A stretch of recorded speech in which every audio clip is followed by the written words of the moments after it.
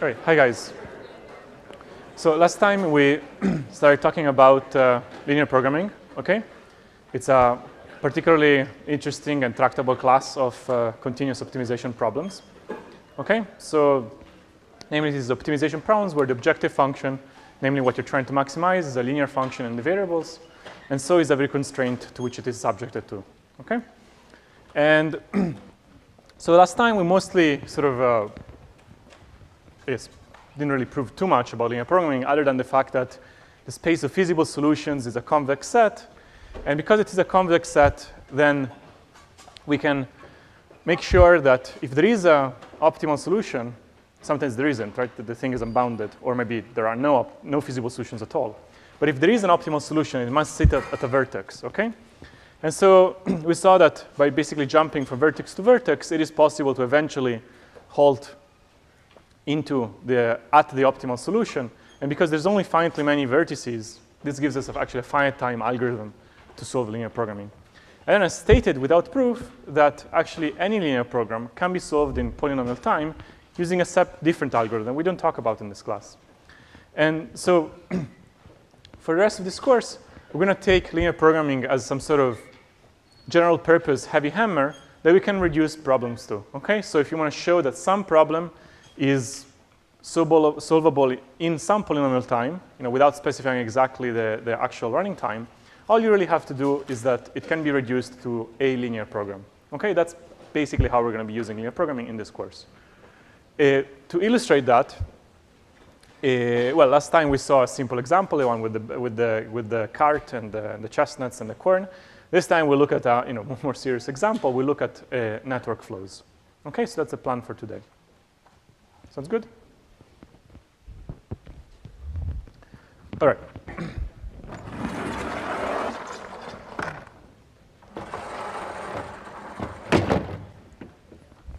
So I'm going to talk about network flows.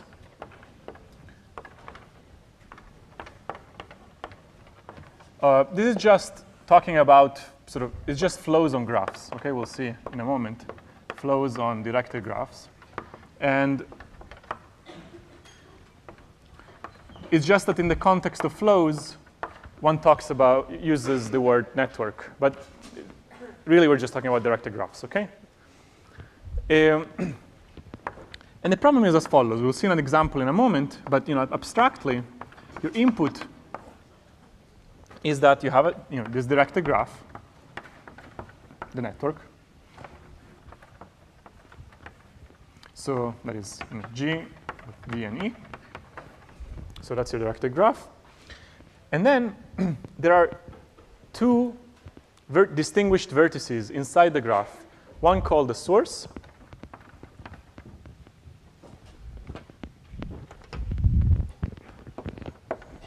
source S, okay, and the other one is called the sink, T, okay? And this graph is labeled with so-called capacities, okay? So we also have positive capacities.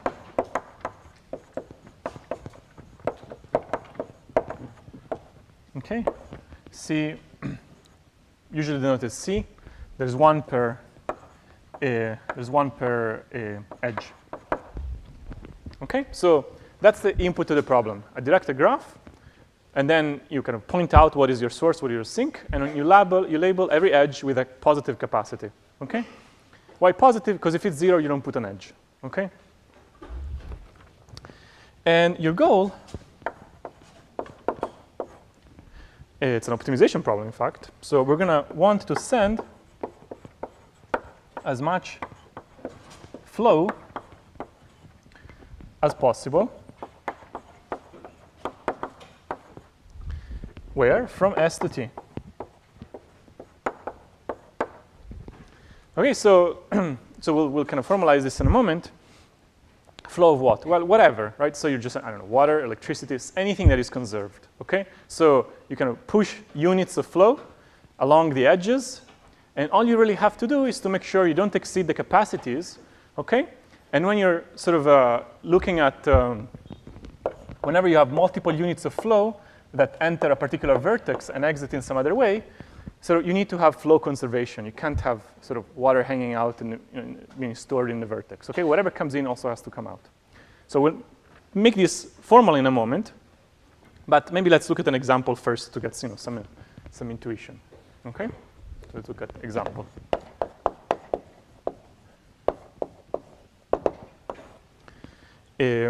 So say that that's your source S, and our graph maybe looks like this.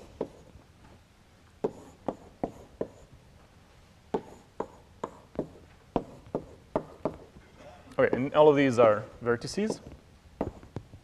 And I have to label it, okay? So maybe I put a 4 here, 1, 1, 3, 1 here, 4, and 2. Okay, so this is a valid input to the problem. Why? Because it is a directed graph, right? It is, I have distinguished 2 vertices, the source and the sink, okay? And on every edge, I've put a positive capacity, right? 4, 1, 1, 4, 3, 2, right? What is a flow?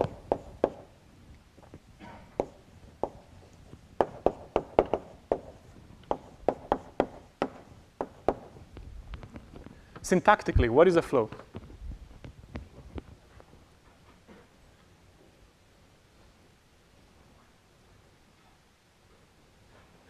Like mathematically, is it a set? Is it an algorithm? What is it?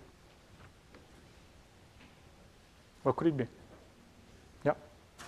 Excuse me? Okay, it's a good start. We could. I didn't really say what is a flow yet. That's why I'm asking, right? If it was written, I would just say, what did I write there that is a flow, right? So it could be a path, right? But I think the mental picture, something a bit more visual, is you should just think about there is kind of water flowing through the graph, and you have a hose attached to S, right? And we're gonna push as much water through the graph per unit of time as possible, right? So you can yank up the water, right? And if you're using a path, okay, so that could be a flow, but there are potentially other paths you could also use at the same time. So really, a path, with a certain amount of capacity on the path is just a special case of a flow. In general, what is a flow? Yeah?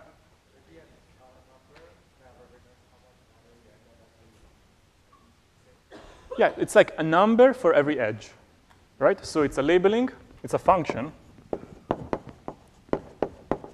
It's a function, let's call it f, from e to, I don't know, positive things or non-negative things, because maybe somewhere I don't pass any flow, right? Such that now I need to respect the constraints, right? So what are the constraints on this function? Yeah. The flow has to be positive, sure, but I mean, that's kind of what I'm saying here. I'm saying, look, either don't pass any flow somewhere or just make it positive, right? But so here, like imagine again this mental image of just water flowing through the graph, right?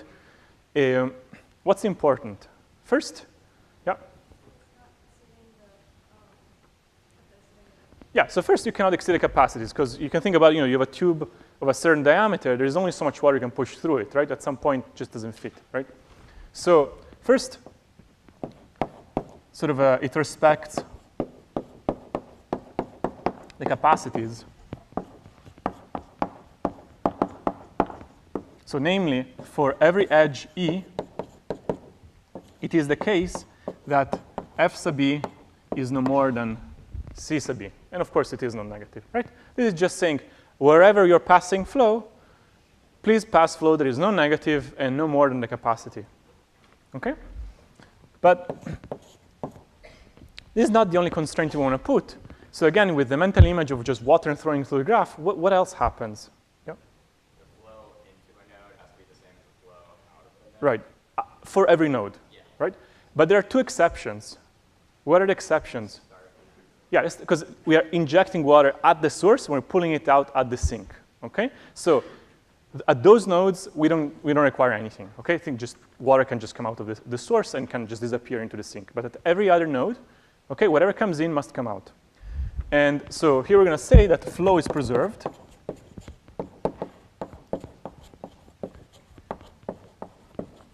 Namely, for every vertex V, except the source and the sink,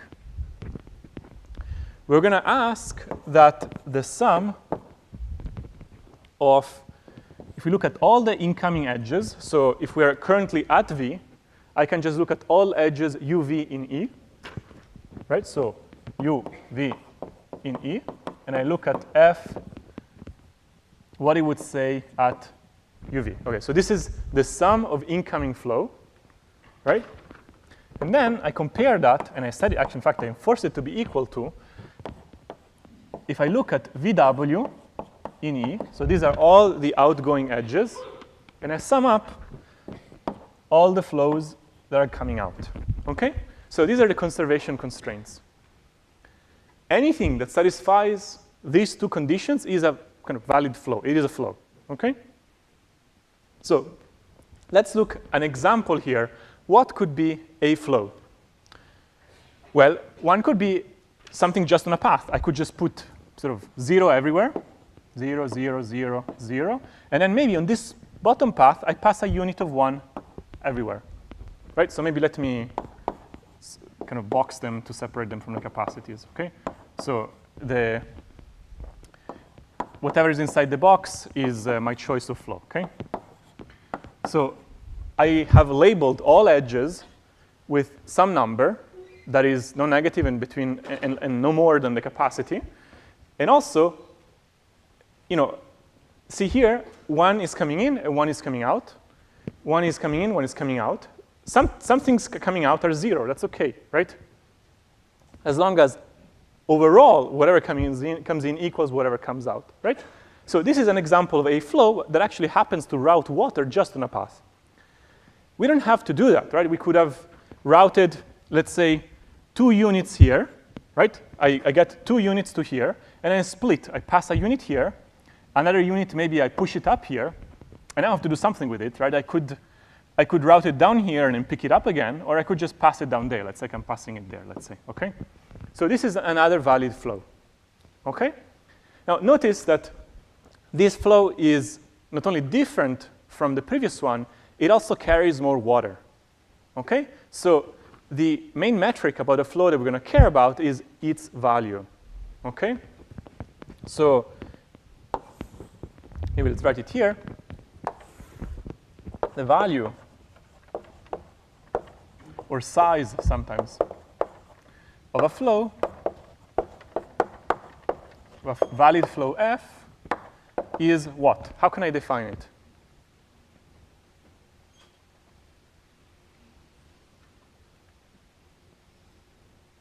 Yeah? The inbound edges to E. Like the sum of the here? For example, the sink, OK? I could do that. So I can just say sum of, so let's use a similar expression as there, U T for F, so the sum over incoming edges into the sink, and then I sum up whatever goes into it, OK? This is the value, OK?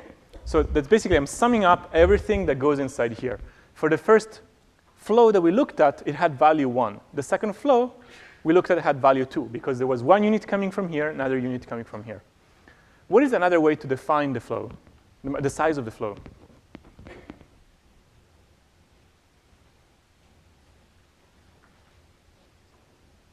Yeah? Sum of everything in S? Yes. It must be the same, because we don't lose water along the way. So whatever comes out of S must also enter the sink, OK? So this also is the same thing as summing whatever, summing over SW in E of SW. OK? These are the same things, OK? The value of the flow is whatever comes out of the source or whatever enters the sink, OK? And our goal, now coming back to here, is that we want to find a valid flow that has maximum value, OK?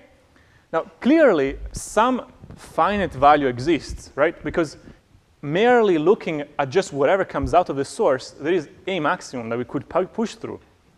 It can only get worse as we go later in the graph, because maybe there's additional constraints, right? So for coming out of here, there's no way we'll ever be able to push more than 8, right? And here, we'll never be able to pull in more than 6. So whatever the maximum value is, it cannot be greater than 6. Maybe it's 6, or maybe it's less, right? Because it depends on what happens in the middle of the graph, right? So a maximum exists, and we want to find a flow that actually achieves it, okay? So for example, for this graph, we again looked at 2 flows. One was just the path underneath. The other one was where we passed 2 units here, then we split, and we kind of put them back there later. What would be an example, or let's see, what is the value of the maximum flow on this graph?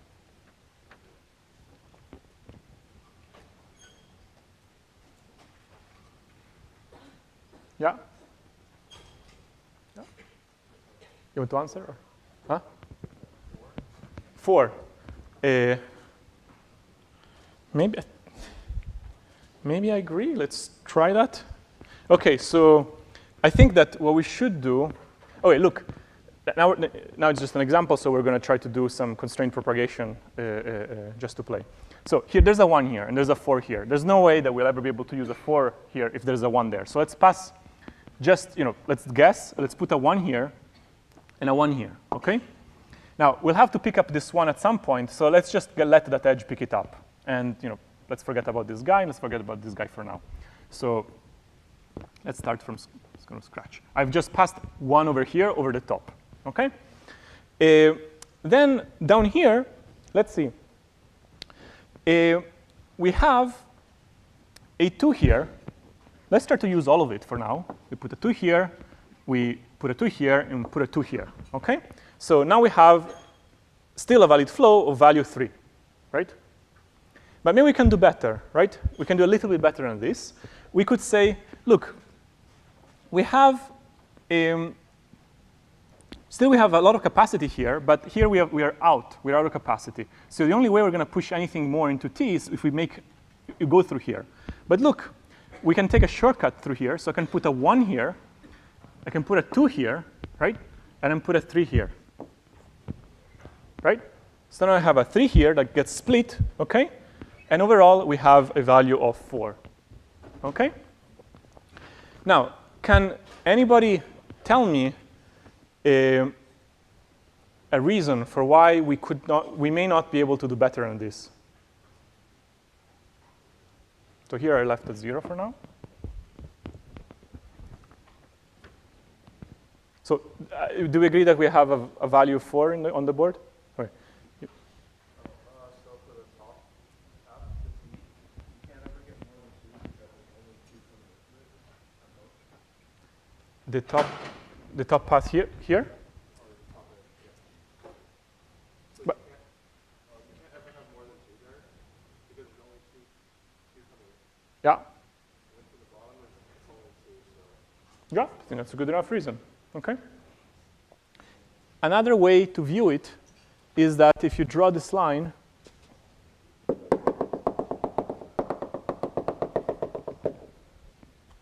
there's the sum of edges crossing this line from left to right is 4. This is essentially formalizing your argument, OK? It doesn't matter if there are edges crossing back. Those are useless. They don't help us pushing things on the other side. So we'll make this formula in a moment. This is called the cut. And they're actually related to maximum flows, OK? And this is a cut of value 4 that proves that our flow of size 4 is optimal, OK? All right. Anyways, so that's an example. This is definition, OK? And now what we want to do is we want to solve this problem, OK? Okay, can anybody give me a one-line answer how to solve this problem in polynomial time? Yeah? Kind of like, we do it like, I guess, the anti-coding properties to the right and solve like There's a shorter answer. It is one line, but I can make it shorter. Yeah? Transition matrix. I want to think simpler. Yeah? Linear programming, okay? So it says, look, what are we trying to maximize? We're trying to maximize a function, right? This is the function we're trying to maximize. Is it linear? Well, it depends what the variables are, right? So let's say that we introduce a variable for every edge, okay, on the graph. So our variables are going to be the flow. I mean, for every edge, have a variable that denotes the flow on that edge, okay? Which means that those are our, these are certainly our variables, okay? So this is a linear function in the variables. So at least our objective function is linear. Do we agree? All right. Now, we can't just assign values to these variables arbitrarily. We need to satisfy certain constraints. What are the constraints? Well, here they are. Is this a linear constraint? In fact, it's two linear constraints for each edge, right? 1 and 2, right?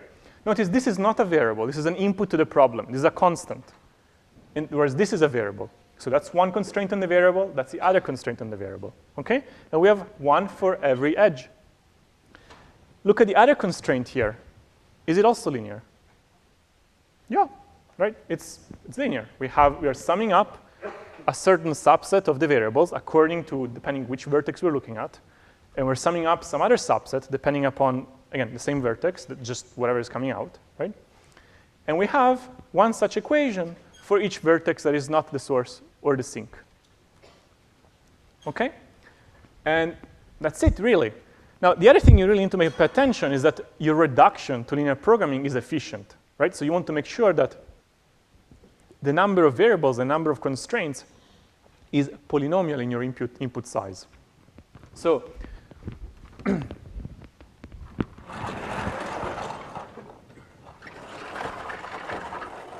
I just make this precise. So we can solve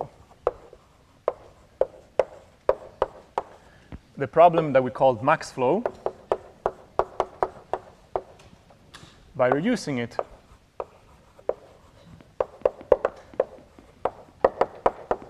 to linear programming, okay?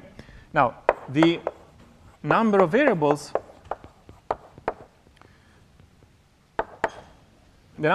is what? How many variables do we have in this linear program? Yeah? Number of what? Number of edges, yeah. We have size of E variables, okay? And the number of constraints,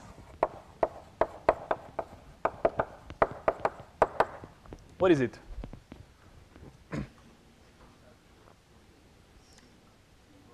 Something, right? So let's see, 2E roughly, right? Plus, order of V, right? Because we have 2E, we have 2 constraints per edge, right? And on top of that, just for the capacity constraints.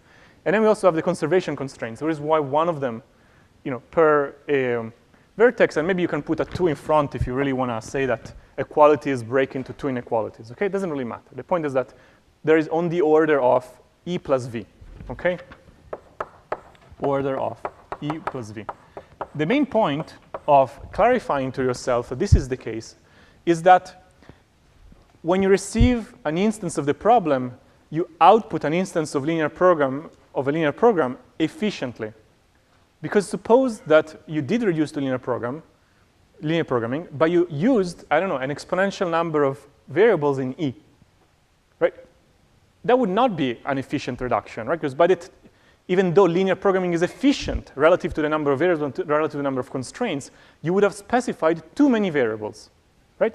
So this is just to double check that it is an efficient reduction, that there is a reasonable number of variables and a reasonable number of constraints. By reasonable, I mean polynomial. In fact, it is linear, so it's much better than polynomial. Okay? So given that linear programming has an efficient algorithm for it, you could just basically write down these things and pass them to a so-called LP solver, okay? Something that solves linear programs for you, okay? Once you get back the answers, the optimal answer, you just say, okay, the assignments to the variables specify my flow, okay? And we know it's a valid flow because it's a feasible solution. Okay, so this is one way to solve max flow. It is not very enlightening, but it does work, okay? So What we want to do next is to not apply a, sort of this type of heavy hammer, because it didn't really teach us much. It just taught us that, OK, the problem cannot be too hard. There is some solution that is feasible. But it would be nice to get some sort of direct algorithm, okay? Something that we can sort of, that it teaches us something about how to solve flows on graphs, okay? And maybe it is even faster, right? So most likely it will be faster. So now we want a direct algorithm.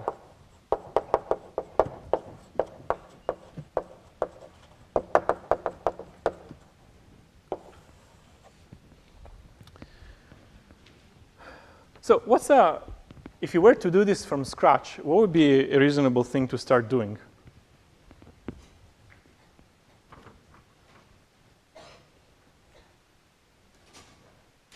What is an easy, definitely feasible flow to start from?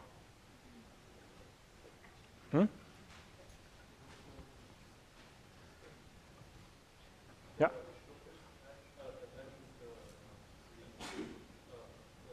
Even simpler, even simpler. What's the easiest flow to start from? Yeah. The zero flow. Okay, that's definitely a reasonable starting point. Okay. So the first line of the algorithm says start with the zero flow. Okay, so that means you take f sub e and you kind of make it 0 for every e. Okay, well, but this is just step 1, right? So at some point you're going to have to do better than that, right? So let's try to think inductively for a moment. Say that I have some flow, and now I want to try to improve it. Let's say that I don't want to improve it to optimal. I just want to make it distinctly better, okay? I have some flow. Maybe it's close to optimal. Maybe it's not close to optimal. I just want to improve it, okay?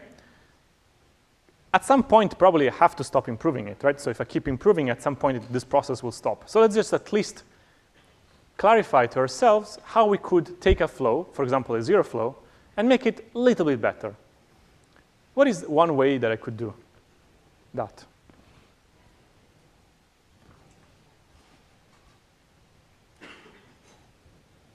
Yeah.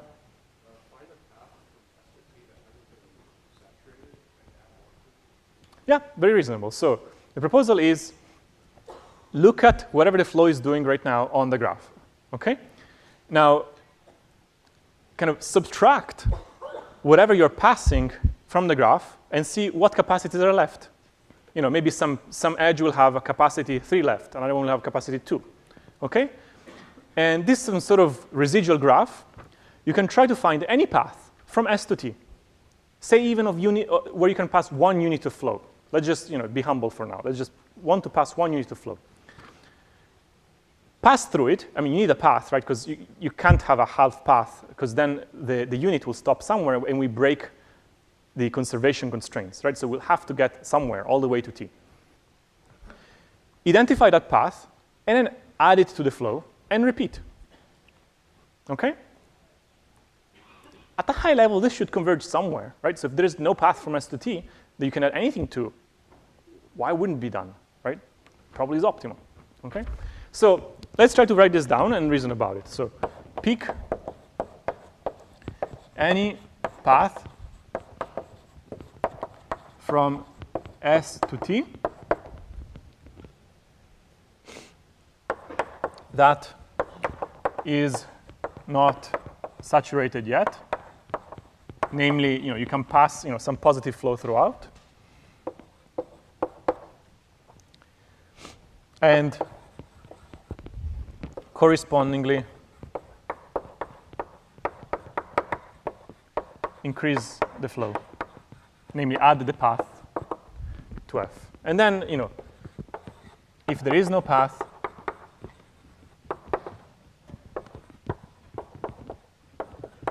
halt. Okay.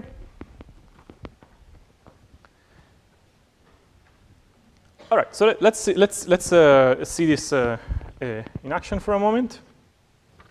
So we have maybe some graph.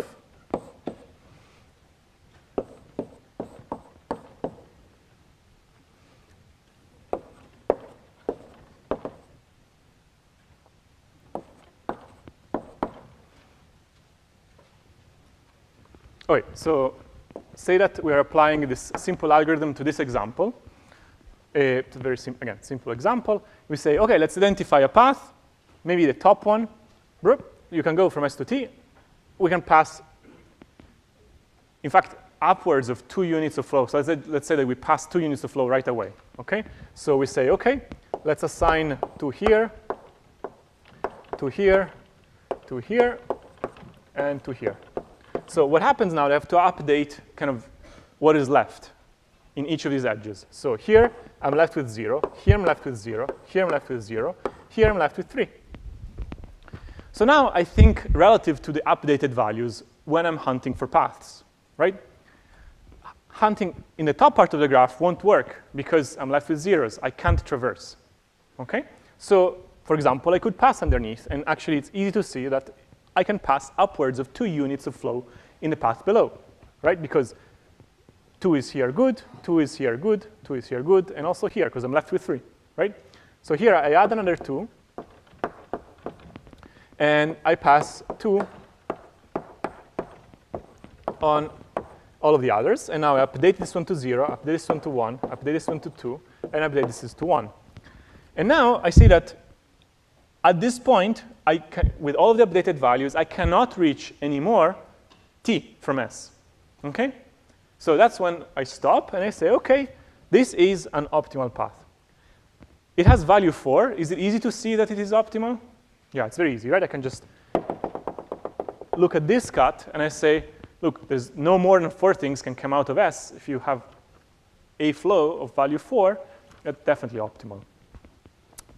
OK, so this algorithm fared pretty well. Let's look at another example, though, that will highlight maybe something a little bit more subtle that happens. So let's look at this graph.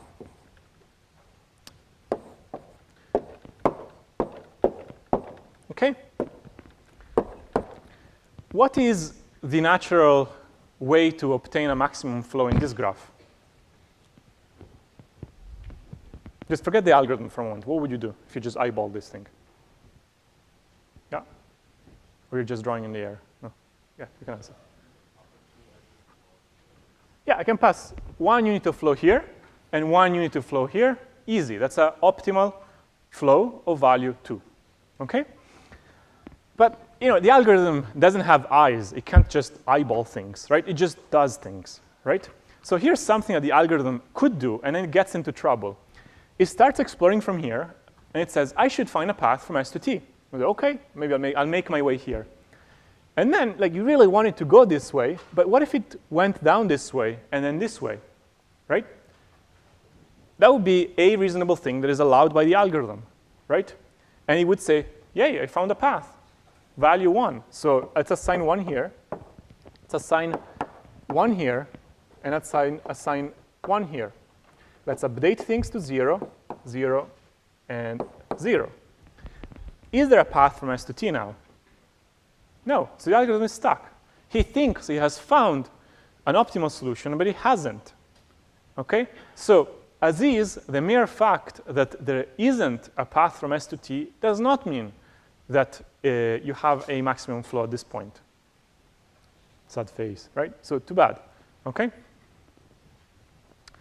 So, but OK, we could either go back and just say scratch the algorithm altogether, but there is some tiny tweak. We could just make the algorithm a little bit smarter. There is a way to unstuck ourselves here. Intuitively, what do we want to do? Say that we really did take this decision in the first iteration. We can't help it. I mean, what does the algorithm know? But in the second iteration, or in some other arbitrary iteration, we want to give the algorithm more power. What could it do to give us the correct answer in this case? Yeah? Right. So we always have the option of kind of saying, there is flow going this way. What if I just remove it, and instead I make it go out from some other way? Another way to think about it is to say that if I have put 1 unit of flow from here to here, I could represent in my mind a back edge of value 1. that says I always have the option of reversing the flow. Of course, when I reverse the flow, I have to put it somewhere. So I have to exit somewhere else, right? But look at this. This is a path from S to T. And the sum of these two paths actually gives us the optimal flow. OK? So anytime you pass some unit of flow in one direction, you can add back a corresponding back edge of the same amount to give the algorithm the freedom to reverse the flow. OK? Maybe it doesn't reverse it completely. Maybe it reverses parts of it, right? So here, by adding a back edge, I give him the option to find another path from S to T. And then together, they would actually give us the solution we were looking for. Now, this is just for this example. But we need to be able to express kind of this idea in the algorithm in general. OK? But is it clear, this intuition? It feels pretty kludgy, right? It feels, oh, yeah, it works just here, right? But it turns out that it just works in general. This was basically the only obstruction to the algorithm actually being correct. But is the example clear? OK. All right, so let's fix the algorithm.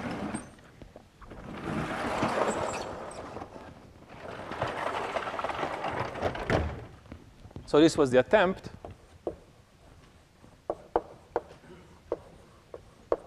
And all we really need to do is we need to correct the main step. I mean, you can still start with a zero flow. When you're done with paths, you halt. We just need to sort of talk about how you look for paths a little bit more carefully. So an important definition is that of the residual network that I have only so far implicitly talked about. So given G and a flow F, define G superscript F, also known as the residual network,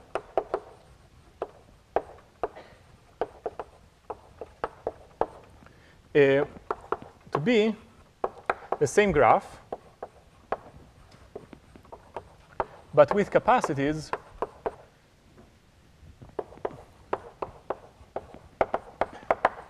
that are modified as follows.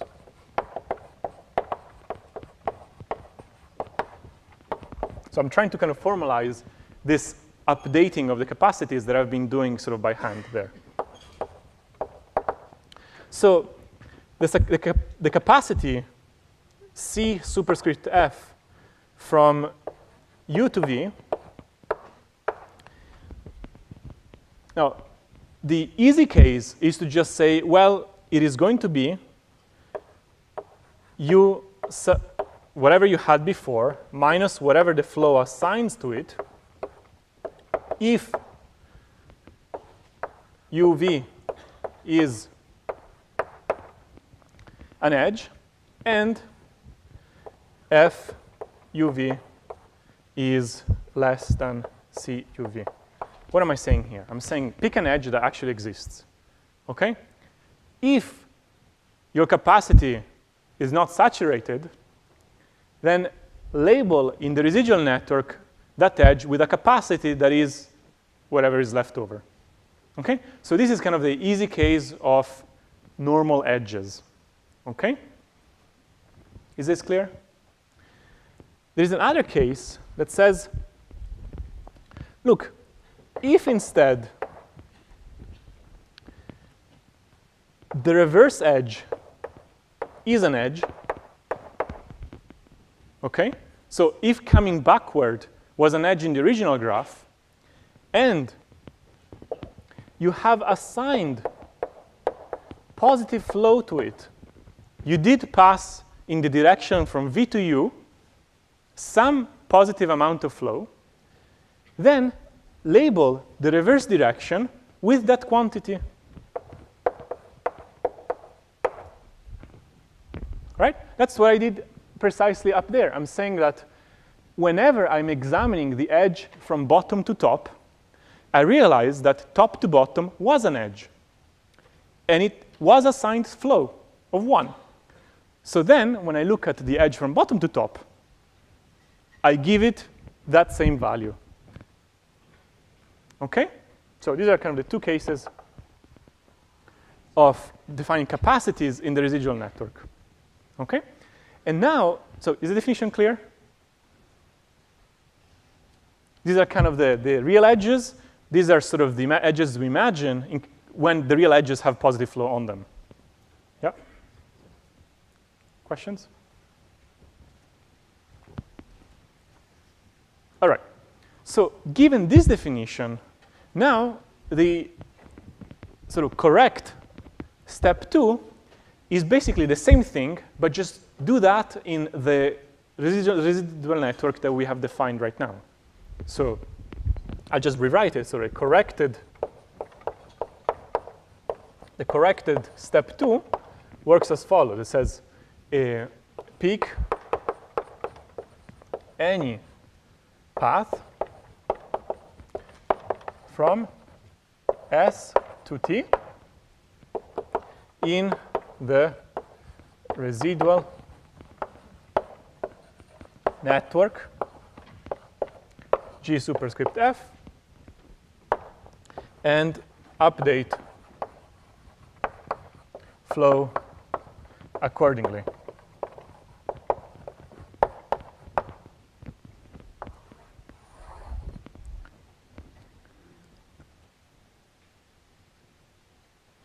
We haven't proved that this is correct yet. We'll do it in a moment. But is it clear at least what is the proposed change?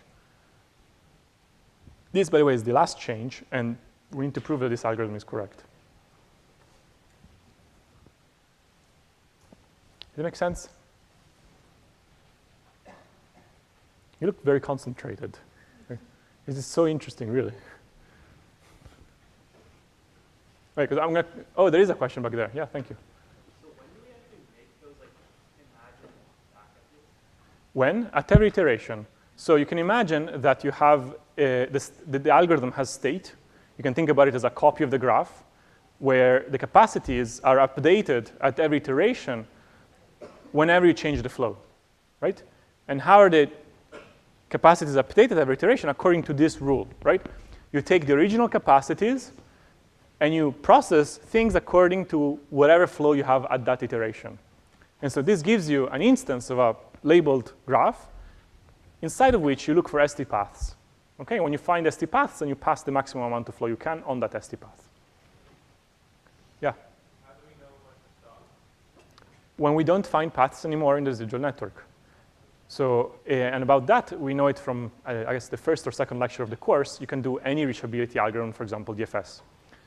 Well, this actually, how we look for ST paths affects runtime. We'll talk about this in a moment. But from a correctness perspective, it absolutely doesn't matter. We'll show that whenever there is no ST path in the residual network, it is because you're at an optimal solution. Yeah? Yes. It's not so much you update the residual network. It's like you create the residual network every time, right? Because your reference point is not the previous residual network. It's just kind of this is the residual network every iteration. You take your flow and you define it this way. At every iteration, your flow changes. So in particular, your residual network also changes. The original guy, yeah. Of course, if you actually implement this, you can keep track of only kind of the diffs between the individual networks, and not much will change but for the path, right? But sort of abstractly, you can think about the original reference point question. Yeah. Here? So this is analogous to that case here, where I'm saying whenever, so I want to build a residual network, right? So let's maybe build two residual networks, okay? Let's build the residual network when we pass just the first path, okay? So say that I have passed, oh, that's exactly, so I build the residual network for this graph, okay? So do I put an edge between S and that top edge in the residual network?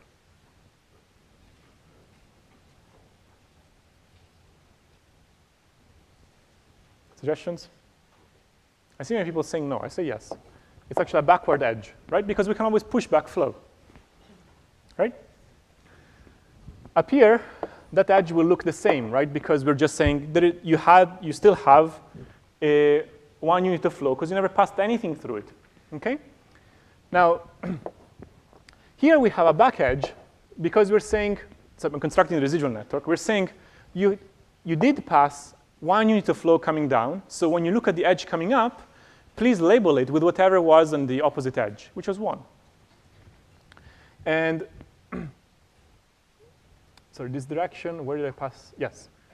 And then here I have this direction, and here I have this direction. I claim this is the residual network for that flow up there. And notice that here, when you look for a path, you find it. That was the update that we discussed earlier. So this is the residual network. Why this one? Because I didn't pass any flow here. Here I passed 1 unit of flow, so I can reverse it. Here I passed 1 unit of flow top to bottom, so I can reverse it bottom to top. Here I passed 1 unit of flow left to right, so I can reverse it right to left. Okay? The original edges are saturated, so I shouldn't put anything there. All right, good question. Yeah?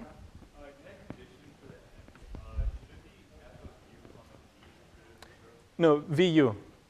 Because I'm wondering whether to put a reverse edge. So I have to look at the original edge, whether I put anything to it. So whenever I'm looking at UV, I am checking if the reverse edge is real. And then I should look at the actual thing that was passed to it. Yeah? All right. So what I want to do right now is we're going to first talk about correctness, because it's more fun. OK? You have a question? Wait, I don't understand what the benefit is of reverse algorithm. The benefit is that now we have a correct algorithm, and we can prove it. And specifically for this definition, because the bad definition of a residual network was just the first case, right? But this doesn't let you reverse. And we actually proved that it is a bad definition, because we don't get an optimal flow for that graph.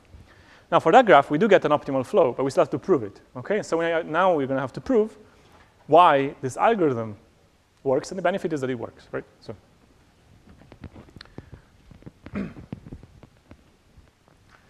By the way, from a running time perspective, I think we'll talk about it a little bit next time, but the running time essentially is the cost of finding a path times the number of iterations.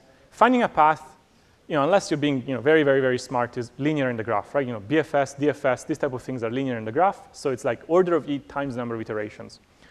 And number of iterations often is sort of a more complicated thing, because intuitively here what we were doing is some sort of simplex algorithm in disguise. But so we'll talk about running time next time. Right now, I would like to talk about the correctness of the algorithm. And to do that, let me come here.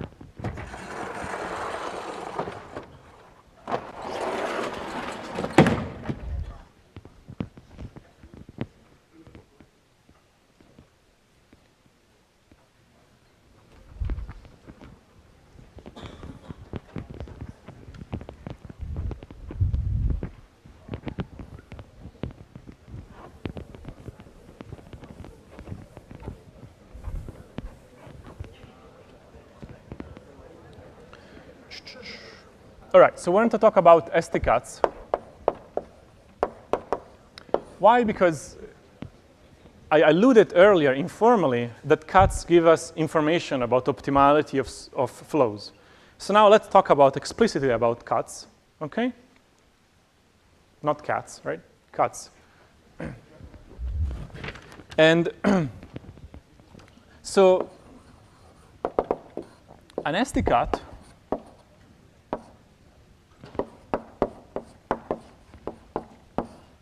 what is it syntactically? It's always, by the way, when you don't understand, a good way to test your understanding of something is first of all ask syntactically, what is it, OK? What is an STCat? Yeah? Yes, set of vertices, OK? So you can call it a L for left, And then, just because it's convenient, we keep track of the other side, which is its complement, that we call R. Okay? Such that, so it's a cut, so it should cover all vertices. So L union R equals V. It's a cut, so these two sets shouldn't share vertices. So they partition the set of vertices. So if you take their intersection, it's empty. And then it is an ST cut because the left has S and the right has T. Okay? So S is in L and T is in R. That is an ST cut, and sort of all cuts that we considered were ST cuts. So that one over there, that one over there, right? Had S on the left and T on the right. Now, the capacity of a cut LR, maybe denoted, let's call it cap LR, is what? What is a sensible way to define the capacity of a cut?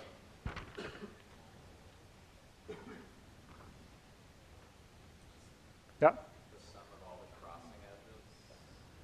Right. By the way, notice there are two sensible definitions. Only one of them actually makes sense for our case. One is you could sum left to right and subtract right to left, right? Because a cut can be crossed in either direction, right? Or you could ignore whatever comes right to left. We're going to do the latter. We're only going to consider, we're going to sum up things that cross from left to right. And we're going to completely ignore what happens from right to left.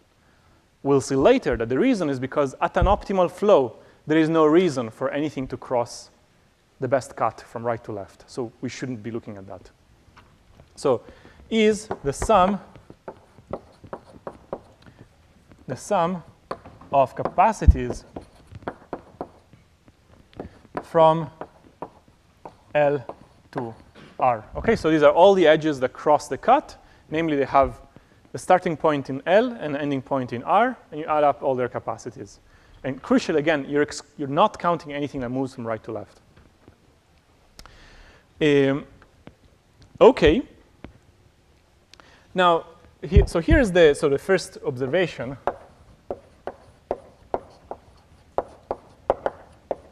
This is sort of the easy side.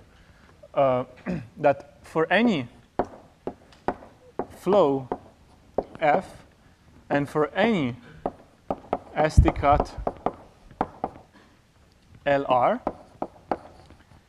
if I look at the value of F and the capacity of LR, how can I compare these things? So fix an arbitrary valid flow. Maybe it's optimal, maybe it's not, it doesn't matter. It's a valid flow. Fix a cut, an ST cut, any ST cut, arbitrary. Look at its capacity. How does it compare to the value of the flow? Yeah? Yeah, so this is always the case, right? Because look at the cut, okay? Anything that moves from right to left doesn't help us pushing flow from left to right. That's what we want to push from left to right. If in that cut there is a certain capacity, we cannot exceed the capacity whatever else we do in other parts of the graph, right? And notice that S is on the left and T is on the right, and these are the only edges that cross the damn cut, okay? There's nothing else. So whatever we do in the end, the value of the flow cannot exceed this cut. In fact, any cut. Right? Is it clear? Somehow, like for example, here, when we looked at this one, there was nothing special about this particular ST cut. It was just an ST cut. But for every ST cuts, if we sum up all the capacities of things that go from left to right, we see that there is no way that we can push more flow from left to right than whatever is currently crossing that cut. Because there is no other way to move from left to right. Okay? Another way to view it is like pick a flow, draw it, and then impose the cut on it. the value cannot just magically make the capacity of the cut increase, right? So, OK. So this tells us that somehow all cuts, the capacity of all cuts is a bigger, I mean, is every single, the capacity of any cut is at least the capacity of the value of any flow. Now, what's interesting to understand now is what happens when we compare the maximum flow and the minimum cut, right? How do they compare, right? Because if this holds for everything, in particular it holds, so I mean the corollary, so corollary, I know that the maximum over the flow f, or value f, is at most the minimum over all cuts, all cut capacities, right? Because this holds for every value of, I mean, for every flow and for every cut. In particular, it holds for the maximum here and the minimum there, right? But still, this doesn't tell us how they compare. So now we're going to actually prove what's called sort of a duality theorem that says that, in fact, these two optimization problems give the same solution, that the value of the maximum flow equals the capacity of the minimum cut. This is called a max flow min cut theorem, OK? All right, now I'm trying to decide what I want to erase. What do I want to erase? I will erase this part.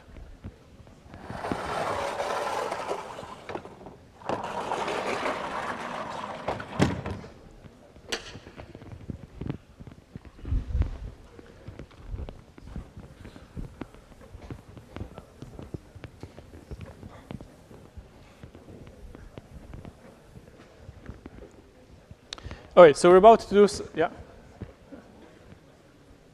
All right, we're about to do something serious. So let's do something stupid first. So how do you say hi in Italian? You have a hand up, right? Are we proving I had a question. How do you say hi in Italian? And you had your hand up, so you should answer that question. That's bye. It's almost the same. It's small edit distance, but hi. Yeah, that's good. Ciao. So the I there is silent. You don't hear it. All it does is it creates what in your head you might have. That is kind of the English age, right? But yeah, so that just means hi. What is the maybe a more formal way of saying hi?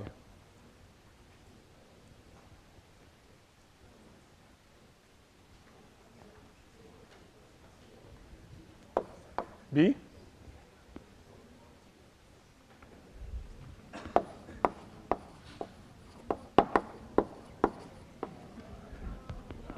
And somehow, interestingly, ciao, for the most part, you hear it like reasonably pronounced, actually, in this country. But buongiorno, which actually, so it's buongiorno, right? People tend to say buongiorno. But no, it's really the same thing happening here, right? So there is a G, there's a C, and there's an I after it, and it softens it in the same way. So K goes to Ch, and G goes to J, right? Reasonable. So that just means good day to you, good day, literally, right?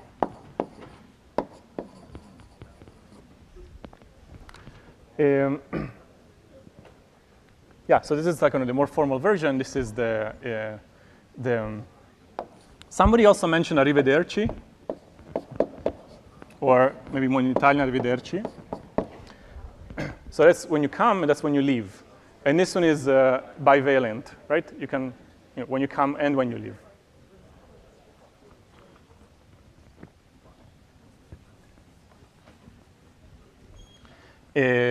And then this is just like a smoosh together of, let's see, I mean, until when we see each other again. OK? Oh, till later. OK? So those are greetings. All right, let's go back to max flow min cut theorem. And you had a question. Yeah, okay. I was saying, are we proving that like max val of f is Yeah. Yeah. That's the only thing we can prove. Now, one is less than the other. At best, they're equal. Okay. So let's prove that.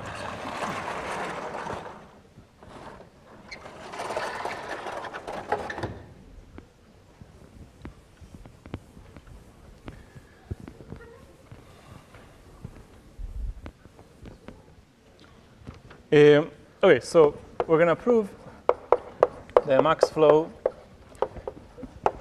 mean cut theorem.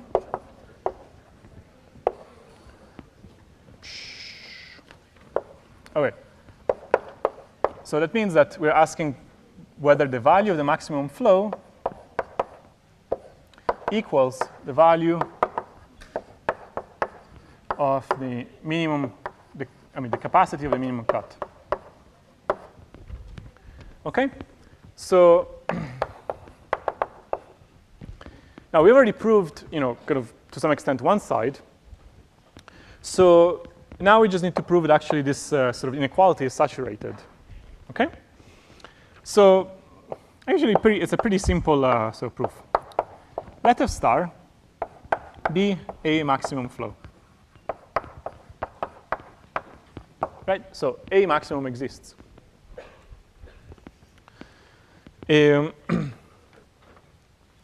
What can I say? So what happens in GF star? So I say that I take F star, it's a max flow.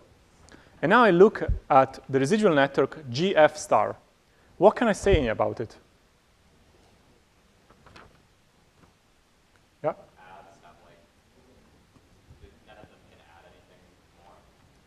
Yeah, but more crisply. All the paths don't have any more capacity. Can I get from S to T? Yeah. No, right? So there is no path from S to T. Okay? Because if there were, then we could improve the flow. Okay? So there is no path from S to T. If there were, we could improve the flow.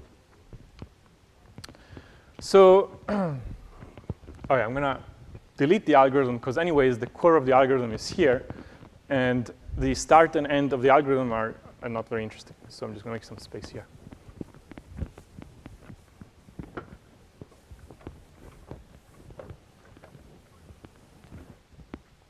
Okay, so now we have a flow. And we have understood something about the residual network. And kind of one way to prove that the maximum flow equals the minimum cut would be to exhibit any cut whose capacity equals the value of the flow.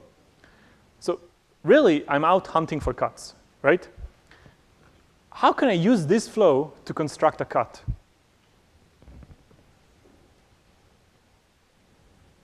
Like somehow the knowledge of the maximum flow should tell me something about the minimum cut. How can I construct a cut using the flow? Yeah?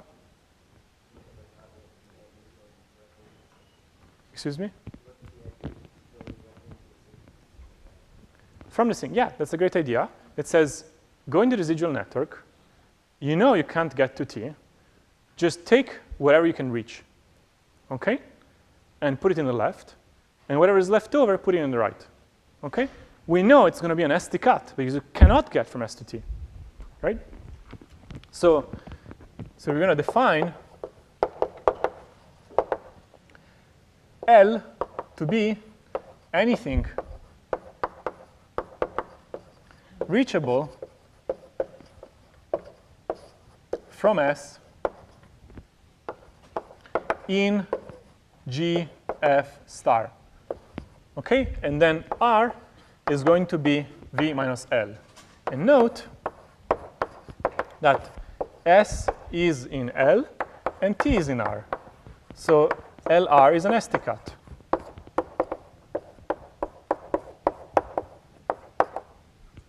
Right? We have used the maximum flow to construct a cut. It's an ST cut. Okay? So Now, this is our candidate minimum cut. So what really we would like to show is a claim. We would like to prove that the value of f star equals the capacity of LR. If we proved this, we would be done, right? Because we know that the value cannot exceed any capacity of any cut. And if we find a cut with that capacity, then we know that we have equality, right? So that's really all we have to prove. OK, so let's prove that. Kind of easy proof.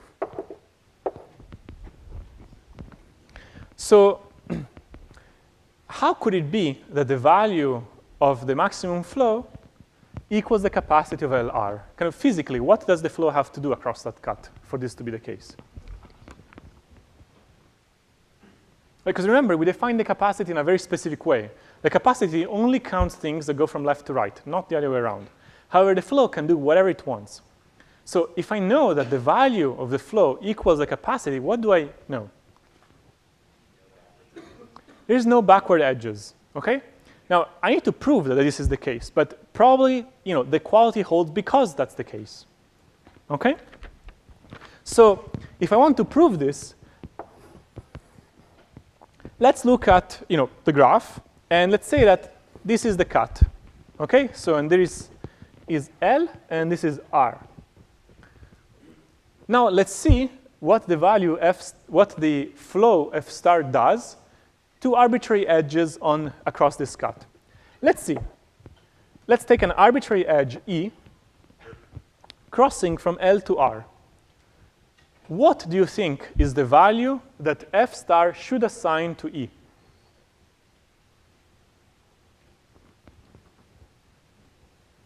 Yeah. 0. That would be a bad flow. Oh, wait, no, sorry. It should be like there's no path of R. Like there's no path. Yeah, so it should be 0 in the residual network, right? Yeah. So if it is 0 in the residual network, it means that, so here I'm looking at what f star actually does. So it should assign it the capacity, right? For such an E, we expect f of V to equal C of V. Why? Because if it didn't equal C of V, for example, it was 1 less, in the residual network, I would have been able to reach the endpoint of E from S. But that vertex then would have been included in L, because L, by definition, is everything reachable from S. So kind of anything moving from L to R must be fully saturated, OK, as an edge, not as a path, right? Like that edge that is crossing must be at capacity, because in the residual network, it meant that we got stuck there, OK?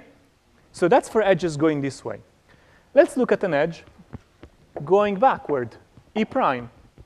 What do I expect E prime to be? This is f star, by the way. What should f star assign to E prime? Yes? Right, so it should assign 0 to it, because if it didn't, if it assigned anything positive, in the residual network, we would have a back edge that represents the fact that we could push flow back. But then that edge would mean that we would have been able to reach the starting point of E prime. But that contradicts the fact that we can't, because we defined L to be everything reachable from S. And the starting point of E prime is not reachable from S. OK? So, but now look. At this cut that we constructed in a particular way, doesn't mean that it's across all cuts. For this cut that we constructed in this particular way, it is the case that f star assigns maximum capacity. I mean, the maximum capacity, the maximum flow allowable by capacity for edges going from left to right, and 0 flow going from right to left.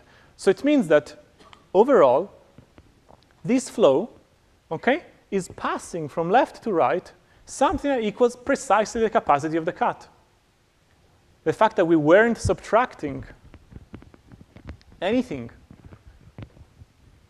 the fact that we define the capacity without subtracting things from right to left, that's okay, because we're not passing back anything, right? So that's it.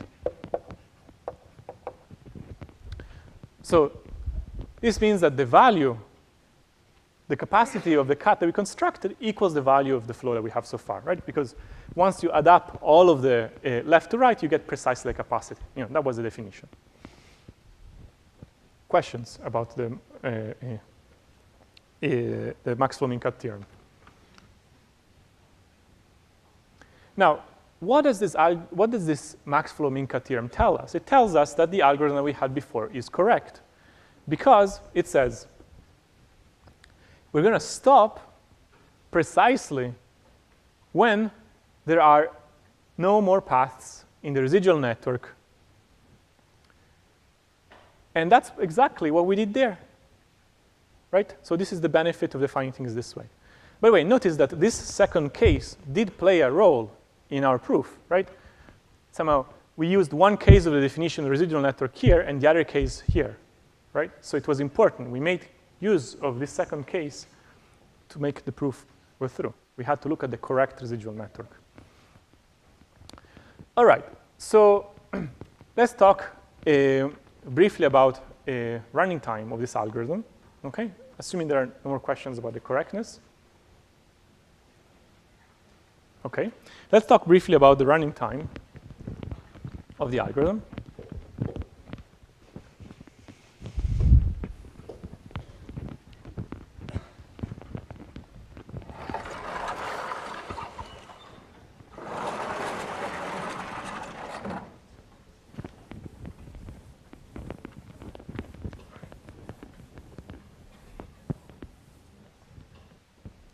So now, in general, the running time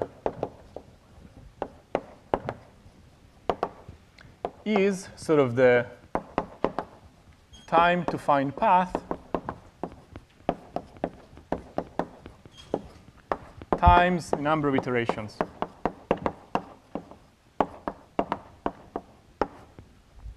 And the strategy according to which we find paths affects how many iterations we have. So here's one strategy, okay? E.g., we could use DFS to find paths. Okay? So if we use DFS, what is the time to find a path in each iteration? Like E plus V, or like let's call it E for now, because anyways, it doesn't really make sense to look at disconnected graphs, right? So at least we should have as many edges as there are vertices, roughly. Okay? So E. What about the number of iterations? Well, here it's not so clear, because you can have situations where in one iteration you improve your value by 1. The next time you improve your value by half. The next time you improve your value by a quarter. And it's like, I'm making progress, I'm making very slow progress. I might not get anywhere. Maybe I never get to 3, which is maybe where I need to get to, right? And so if you do this, we actually need to be a little bit more careful about the input to the problem to argue something about the running time. There are other strategies that you can use to not use the assumptions, but let's use them for a moment. And assume integer capacities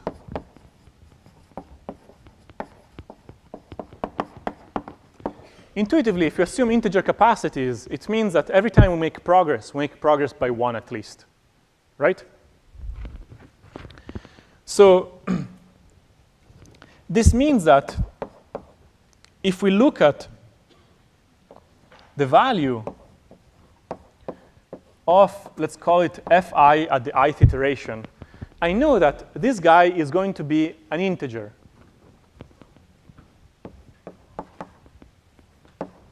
Why? Because I started with 0, right? Then I found a path. I passed some number of units on that path until it was saturated. I updated my flow according to that path. So it went from 0 to, I don't know, 2, right? Then again, in the residual network, I find a path. It will be saturated by some integer, right? And I maybe go to 5, then to 6, to 11, right? either way,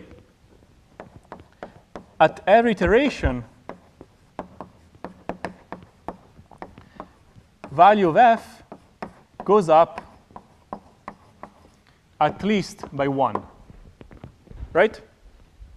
Because all capacities are integers, so progress, can never be worse than 1, okay? So this means that the number of iterations can be capped by what?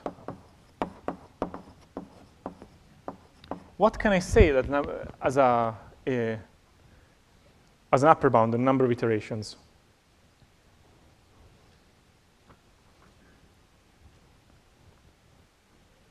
Yeah? One way to say that is that, look, it cannot be worse than the maximum capacity anywhere, right? Because in particular, the maximum capacity anywhere is an upper bound on the maximum flow. In general, the number of iterations cannot be worse than the maximum flow. That is a better upper bound, right? Because every time we increase by 1, and at some point we'll hit the maximum flow. We cannot go beyond it, right? So number of iterations is max over f of value of f. So now I ask the question, is E times value of f star a good time? Is this a good running time? E times, so why E? Because E is the time for each iteration, and value of f star is the number of iterations that we're going to need. Is this one a good running time?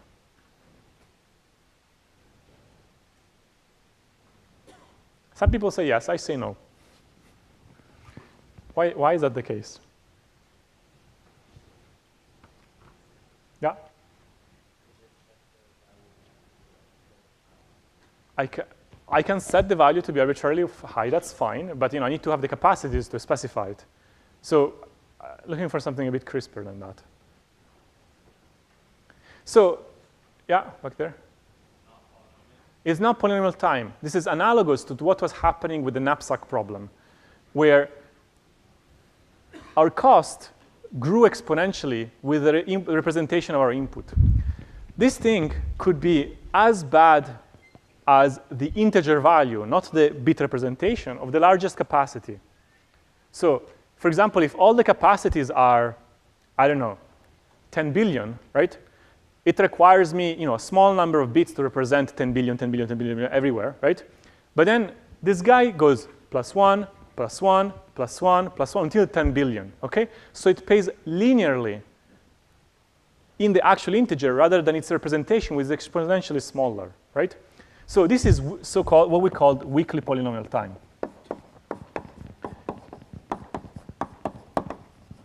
Okay? It makes sense only when your capacities are not too big. We'll not cover it in class, but you can look in the book that if you use, instead of DFS, BFS, then somehow you get a polynomial time algorithm, okay? Not super important for the class, but if you're curious, you can sort of look it up. You should use BFS. Okay? All right, we'll continue next time.